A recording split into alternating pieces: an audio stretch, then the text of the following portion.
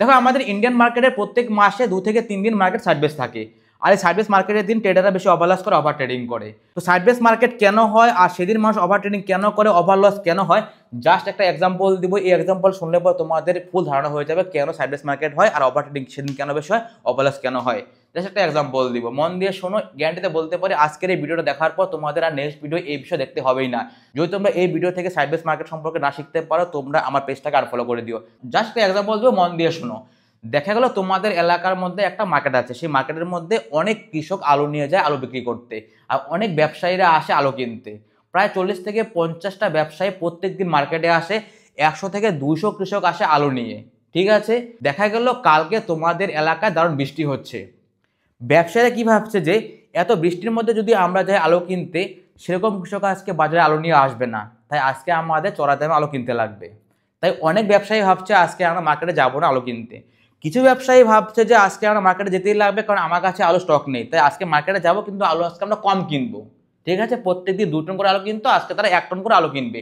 5 জন ব্যবসায়ী আজকে মার্কেটে বৃষ্টির মধ্যে চলে এলো। এদিকে প্রত্যেকটা কৃষক কি ভাবছে যে আজকে বৃষ্টির মধ্যে কেউ আলু নিয়ে যাবে না বাজারে, যদি আজকে আমি আলু নিয়ে বাজারে যাই তাহলে আজকে আমি চড়া দামে আলু বিক্রি করতে পারবো। প্রত্যেকদিন 20 টাকা করে আলু বিক্রি করতাম, আজকে বাজারে গেলে পরে আজকে 30 টাকা আলু বিক্রি করতে পারবো। ক্লিয়ার? তো ভোরবেলা যখন কৃষকরা বাজারে আলু নিয়ে আসলো, তখন ব্যবসায়ীরা ভাবছে আজকে তো বৃষ্টির মধ্যে সেরকম আলু নিয়ে আসবে না, তাই তাড়াতাড়ি আমি মালটা কিনে ফেলি। তো ব্যবসায়ীরা কৃষককে বলছে যে 30 টাকার আলু দিবে, কৃষকরা বলছে 40 টাকার আলু বিক্রি করবো না। এর মধ্যে কিছু কৃষক ভাবছে যে এর আগের দিন আমরা 20 টাকার আলু বিক্রি করেছি, আজকে 30 টাকা বলছে, মালটা দিয়ে দেই। তো ব্যবসায়ীরা কিন্তু 10-20% আলু কিনে ফেলে 30 টাকা করে। ব্যবসায়ীরা দেখছে যে অনেক কৃষকই না আলু নিয়ে বাজারে আসছে, তাই তারা প্ল্যান করলো যে এখন আমরা আলু কিনবো না, আধা ঘন্টা 1 ঘন্টা আমরা হোল্ড করবো, তারপরে আমরা আলু কিনবো, দেখবো কতজন কৃষক আলু নিয়ে আসে। 1-2 ঘন্টার মধ্যে দেখলো যে সব কৃষকই আলু নিয়ে আসছে। আগের দিন যত আলু নিয়ে আসছিল কৃষকরা, এর থেকে আরো বেশি কৃষকরা আলু নিয়ে আসছে। ব্যবসায়ীরা ভাবছে যে তাহলে আমরা কেন এত দামে আলু কিনবো, আজকে আমরা তো আজকে আলু আর কম দামে কিনবো, অঢেল আলু চলে আসছে মার্কেটে।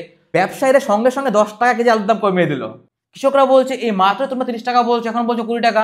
কিছু কৃষক আবার মার্কেটকে ভালো করে দেখছে যে আলু চলে আসছে অনেক, আজকে ব্যবসায় সেরকম নাই, দাম আরো কমতে পারে, তাই অনেকে আবার 20 টাকা করে আলু বিক্রি করে দিয়েছে। ব্যবসায়ীরা প্রায় 50-60% আলু কিনে ফেলছে। ব্যবসায়ীরা ভাবছে এত আলু চলে আসছে মার্কেটে, আমরা কেন 20 টাকা করে কিনবো, আমরা 10 টাকা করে আলু কিনবো। সঙ্গে সঙ্গে ব্যবসায়ীরা আলুর দাম 10 টাকা করে দিল।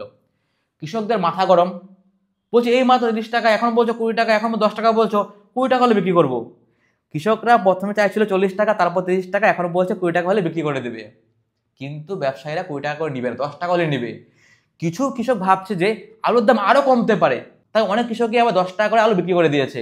ব্যবসায়ীরা প্রায় 80-90% আলু প্রায় কিনেই ফেলছে, আলু মার্কেটে প্রচুর পড়ে আছে। ব্যবসায়ীরা ভাবছে 10 টাকা কেন কিনবো, 5 টাকা করে কিনলে আমাদের হয়ে যাবে। ব্যবসায়ীরা আলুর দাম 5 টাকা করে দিয়েছে। তার মধ্যে কিছু কৃষক মাথা গরম হয়েছে, ভাবছে 5 টাকা কেন বিক্রি করবো, এই মাত্র 40 টাকা, পর 30 টাকা, পর 20 টাকা, এখন বলছে 10 টাকা, এখন বলছে 5 টাকা। আমরা আলু বিক্রি করবো না, হয় 30 টাকা বিক্রি করবো, নাহলে আমরা বিক্রি করবোই না। কিছু কৃষক আছে যে তারা 5 টাকা করে বিক্রি করে দিয়েছে, ভাবছে বাড়ি নিয়ে কি করবো, দিয়ে দিয়ে বিক্রি করে।